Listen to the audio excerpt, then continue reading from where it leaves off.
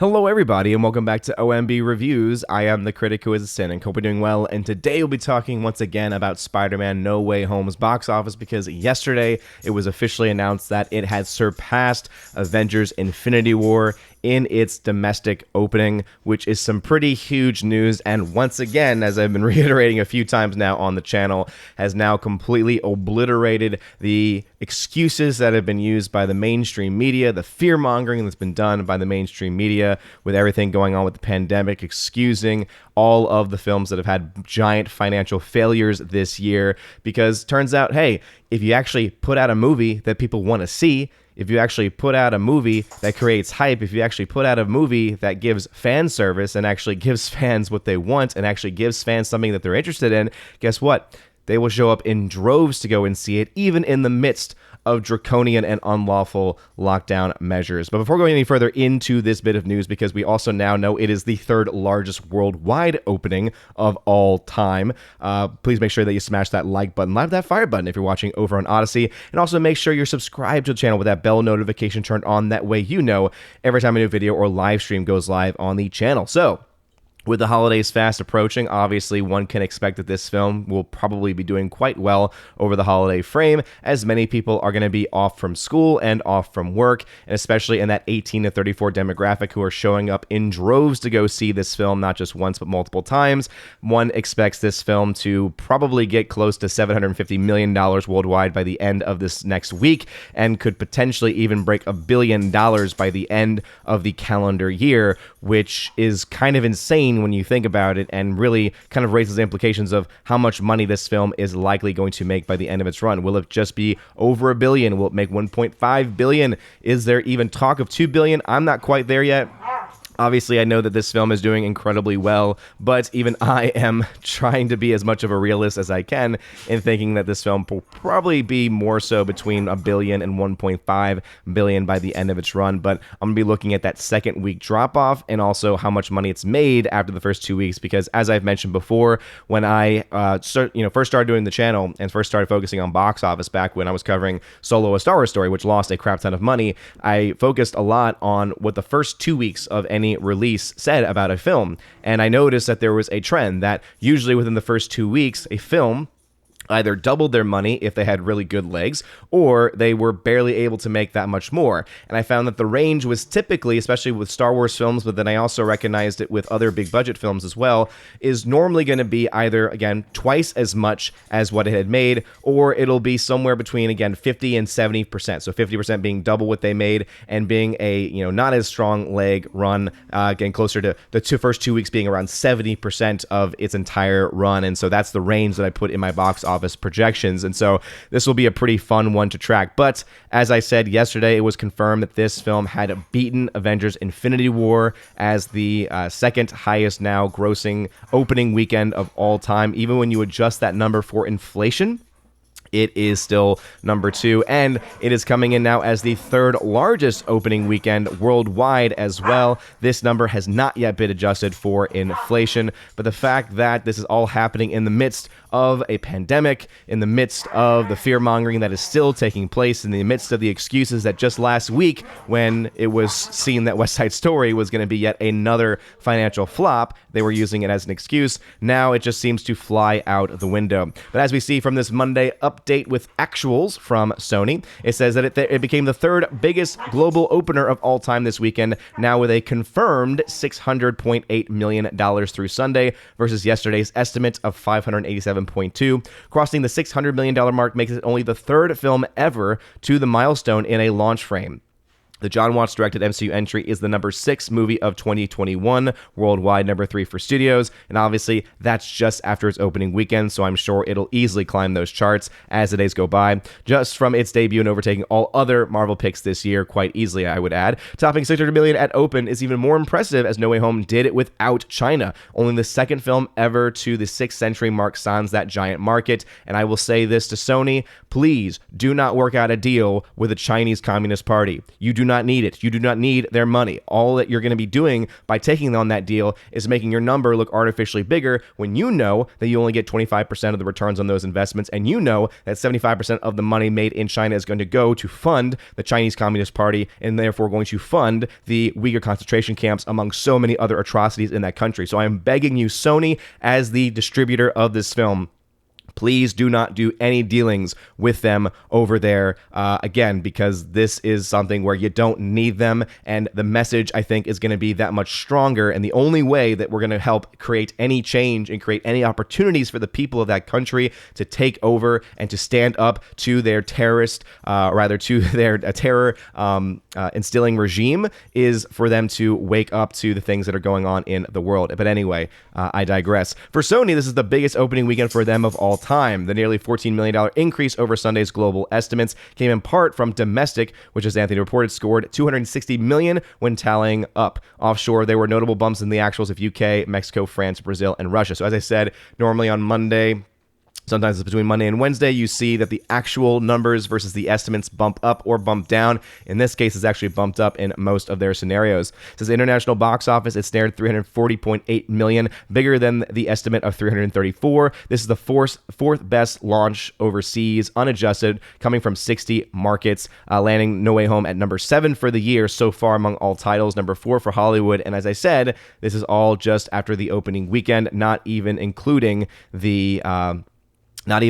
what it'll be by the end of its run. And then goes into what it's been making in all the various markets. But here's the number that I find the most intriguing. It says No Way Home's overseas start is now 80% ahead of Spider-Man Far From Home, 141% above Spider-Man Homecoming, 209% ahead of Venom Let There Be Carnage, 180% higher than No Time to Die, and 228% over Fast 9. No Time to Die and Fast 9 were the biggest films of this year, coming from the, at least as far as American releases are concerned, and both of those films were around $700+ million. So the fact that both of those films also saw the biggest chunk of their change come from the international market, and this film is not just doing incredibly well internationally, but domestically as well, it pretty much guarantees that this film, especially since it's doing all of this without China, is going to be able to easily cross the $1 billion mark based on these early numbers that we have coming in. And especially when this is now being compared to doing so much better than Far From Home and even Homecoming. Far From Home, I believe Far From Home itself was actually a $1 billion film. The first one was not. It was a pretty well done, or maybe it was the reverse of that. Either way, these are films. This film is doing incredibly well. It's even doing better than the other two films in the Tom Holland era, the Tom Holland franchise, which again, says a lot. It says a lot about what is going on at the box office. It says a lot about, the lies of propaganda that have been pushed nonstop by the mainstream media, and just how much those narratives are being completely destroyed. I know that a lot of people are getting triggered still over that, saying, well, you're ignoring this and you're ignoring that. All I'm looking at are the numbers. All I'm looking at are the numbers, and all I'm looking at are the way in which the numbers are being covered. I've been covering these numbers now since the theaters reopened.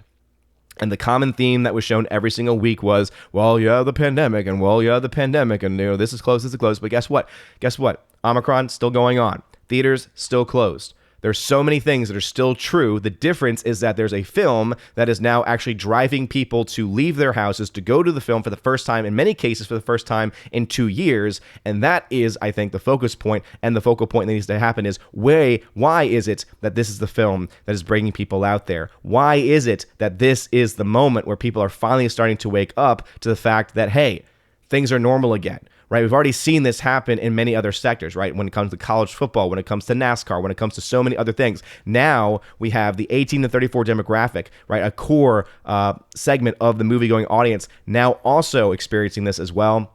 And this is so incredibly important, because if that group can get motivated, it's that group that can probably create the most change as far as cultural change is concerned, and as far as standing up to the insane draconian lockdown measures are concerned. So I see this event film not just as a great news for the box office, because Lord knows the box office is getting tons of money from all of this when everything is said and done, but also it is a huge wake-up call, I think, to Hollywood, and a huge wake-up call to the American people, and also to people worldwide as well, that, hey, we can live our lives.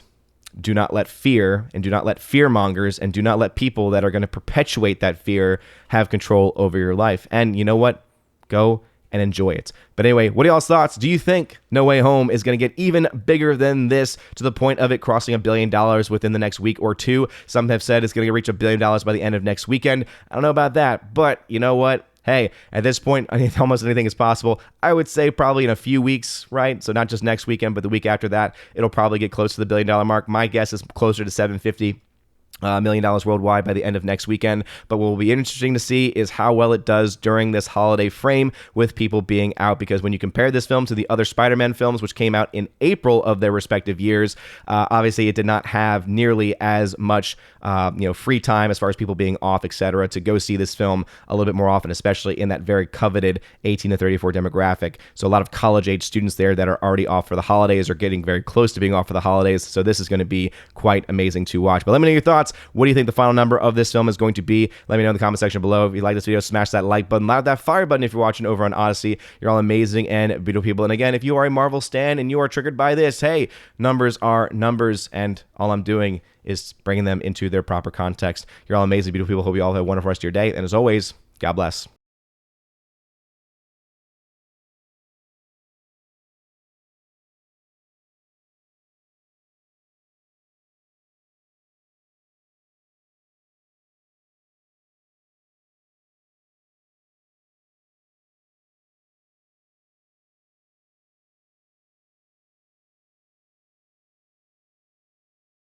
And now for a huge shout out to all of my December Patreon Subscribe Star and Locals members: Animation Commentator, Brandon, Brian P., Christopher Bowman, Dolores Ed, Dion, Father Christopher Miller, Hail to You Father, Father Damian Cook, Garrett Searles, Hannibal Grimm, Harold Francis, Inflamed Wood, Jacob Juice, Jeff Toon, Joe Horn, Jonathan Carney, Gomer Kyles 79, Laura, The Modern Major General's Story, Mike Jackson ×4, Mitch Dunaway, Mad Mitch Dunaway, Mr. Peabody, Mondo Spieler, On to June, Orange Chat Reviews, Out of Step with Reality, Priscilla Hall, Rosetta Allen, Stan Andrian, Teresa Martin, Theodore Bendon, and Tina Bojan, and of course, the Empress of the Universe, Tina B. Thank you very much for being my Patreon members. And for my Subscribe Star members, UAB Mad Dog, Mike Jackson, Storm Tracker, The R, Fast Reaction, Nosferatu Gatsu, Stan 4, John B., Mr. Roy, Glinzer, J. Alex McCarthy Jr., Dean Heiss / the new number 2, J-Rod, the Beer Guru, and ZK-Man. Thank you very much for supporting me on Subscribestar. And to my 4 members over on Locals.com, Kara Tharp, UAB Mad Dog, once again, Mike Jackson, Bifford a Hobbit, and Robert Barnes. Thank you for supporting me on Locals. And if you want to have your name shouted out at the end of every video and live stream, check out the top link in the video description below. It's called Willow, or .w.lo, Willow link. It'll bring you to all of my social media platforms and also to all of the various other locations that you can support the channel. You can get access to things like giveaways, where I do giveaways of 4K films, 4K steelbooks, digital codes, all kinds of stuff every single month. Also, there's a level where you get access to all of that, plus an exclusive podcast that I do with John the Flick Pick Flickinger, where you also get to ask questions that we will answer on every episode of the podcast. And at the final level, you also have the ability, the Chosen of Valhalla level, you have the ability to have all of that, plus in your first month, get a free t-shirt of your choice, any color, sent anywhere in the world. And also you get to be featured once a month on the Chosen of Valhalla live stream featured on the main channel. So if any of that sounds interesting to you, check out the link in the description. You're all amazing and beautiful people. I hope you all have a wonderful rest of your day. And as always, God bless.